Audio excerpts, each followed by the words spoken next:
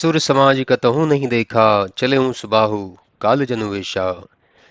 खर संभाली गही शूल प्रचारी, अस गही गृदा क्रोध अरुमारी।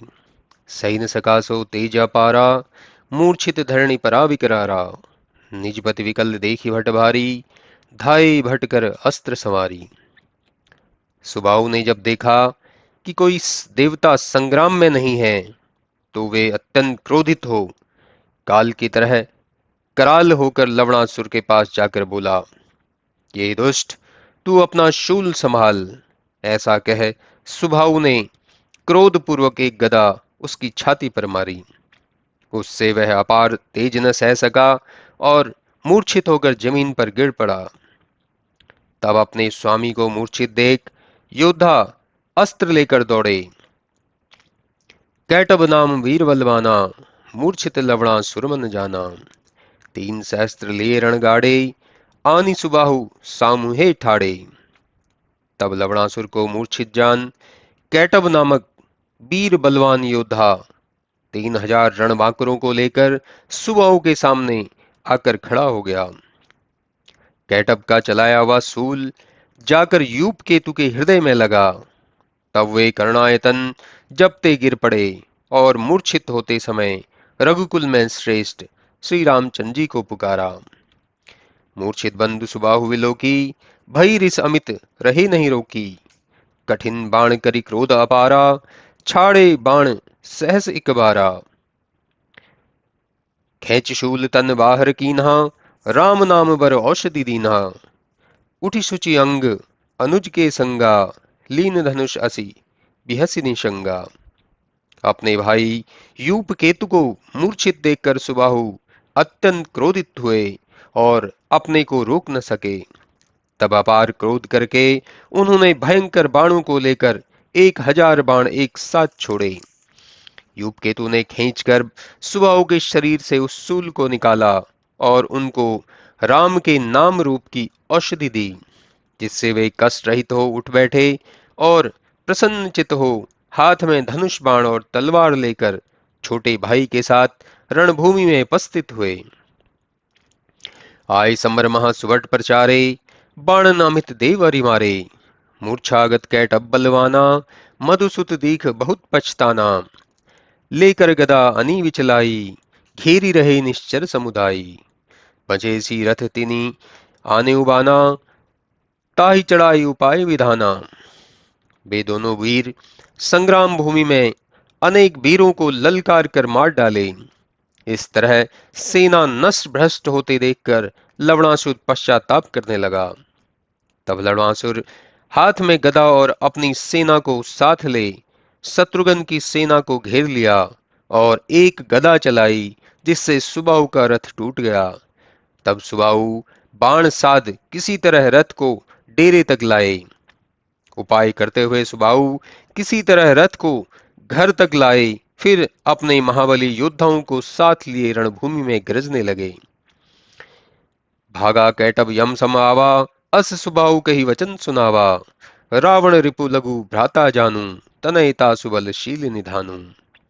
तब कैटब भागता हुआ सुबाहु के पास आकर बोला कि मैं जानता हूं कि तू रावण के शत्रु राम के छोटे भाई शत्रुघ्न का पुत्र है और अत्यंत बली और शील का निधान है। कैटब सुबाहु से कहता है, हमने बहुत वीर देवताओं को मारा है, पर तुमको बालक जानकर छोड़ दिया।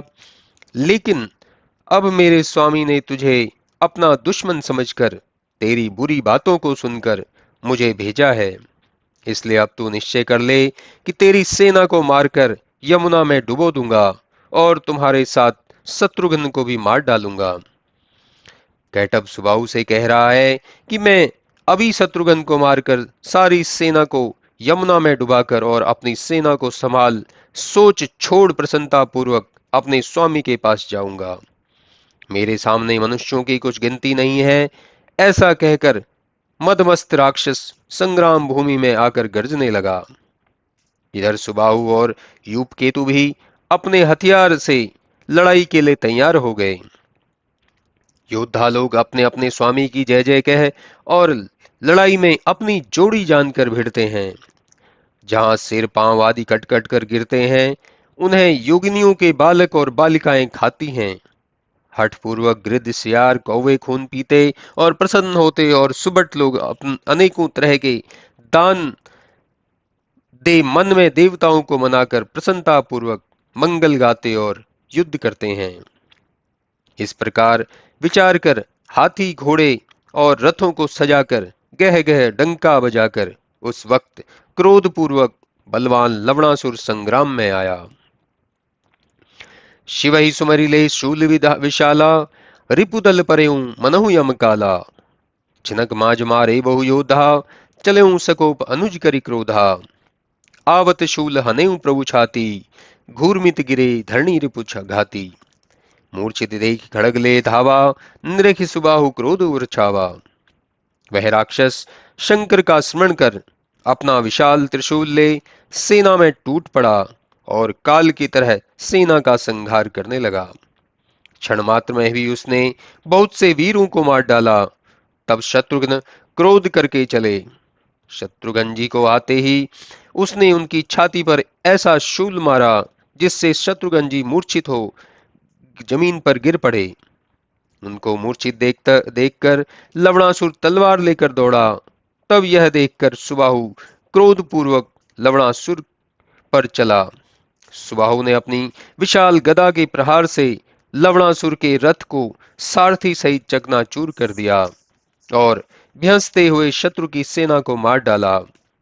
अब लवणासुर रथहीन हो मूर्छा खा जमीन पर गिर पड़ा और स्मृति न रही। पुनि उठ बैठ सकोप सुरारी, अस्त्र संभारी क्रोध करी भारी। विस्मित विकल देव सब जाने, राम बाण अति सुंदर ताने। फिर वह राक्षस उठ बैठा और बड़े क्रोध पूर्वक अपना अस्त्र संभाला। तब देवताओं को विस्मित और विकल देखकर शत्रुघ्न जी श्री रामचंद्र जी के दिए हुए बाण को आदर पूर्वक संभालने लगे। शत्रुघ्न जी राम जी के चरणों को स्मरण करके एक तीव्र बाण चलाए, जिससे वह राक्षस घायल हो शरीर से छिन्न भिन्न होकर पृथ्वी पर गिर पड़ा। तासु मरण सुनि सब यूथ सुर यूथा, चढ़ी विमान नभ आय बरूथा।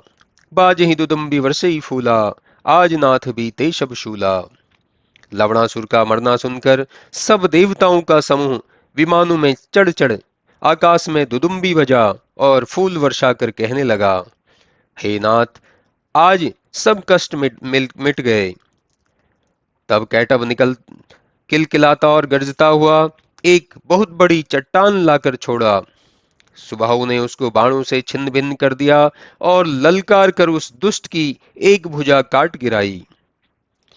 काट शीश ते ही बाण गिरावा, सुना सीत आतुर चली आवा। जोरी गल कर अति अनुरागे, बोले वचन प्रेम रस पागे। उसी बाण से उसका सिर कट गया और वह पृथ्वी पर गिर पड़ा।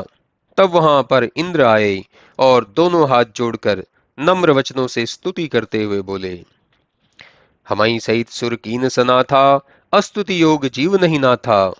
अस्तुति विनय शक्र बहु की नहीं, बार बार बहु आशीष दी नहीं। हे नाथ, आपने आज देवताओं के साथ हमें सनाथ कर दिया। हे नाथ, मैं पापी जीव आपकी स्तुति करने योग्य नहीं हूं। इस तरह इंद्र ने उन्हें बहुत आशीर्वाद दिए। फिर गुरु बृहस्पति देवताओं को साथ लेकर यज्ञ भूमि में आए और प्रभु के पास जा सबका नाम सहित वहां के समाचार कहे। इस स्थान पर शत्रुघ्न जी 2 सुंदर नगर बनवाए, जिसमें दोनों पुत्रों को छोड़ दिया। उनमें एक नगर का मथुरा है, दूसरा विदित नाम का नगर जिसका वेद बखान करते हैं। तब अपने ज्येष्ठ पुत्र सुबाहु को, जो कि बल बुद्धि के राशि थे, उनको मथुरा राज्य नगर का राज्य दिया और यूपकेतु को विदित नामक नगर का राज्य दिया, जो यमुना के पश्चिम में है। फिर यूपकेतु को उनके ही साथ रखवा दिया और दोनों पुत्रों को राजनीति समझा दी। साथ ही नगर को सौंपकर उन्हें बहुत आशीर्वाद दिया और उन राजमणि ने देश विजय की यात्रा की। चिरंजीव कही हने निशाना, दक्षिण अपर बलि जग जाना। सचिवन है राखेऊ सुत संगा, उतरे सब जल यमुन तरंगा। शत्रुघ्न जी उन्हें चिरंजीवी कहकर दक्षिण दिशा के दूसरे बलवान नगरों में चलने के लिए डंका बजाए। मंत्रियों और पुत्रों को घोड़े के साथ रखा और सब तरंगित यमुना जल के पार उतरे। शत्रुघ्न जी सब सेनाओं को साथ लिए यमुना जी को प्रणाम कर चले। उस चतुरंगिनी सेना को देखकर देवता लोग प्रसन्न हो फूलों की वर्षा करने लगे।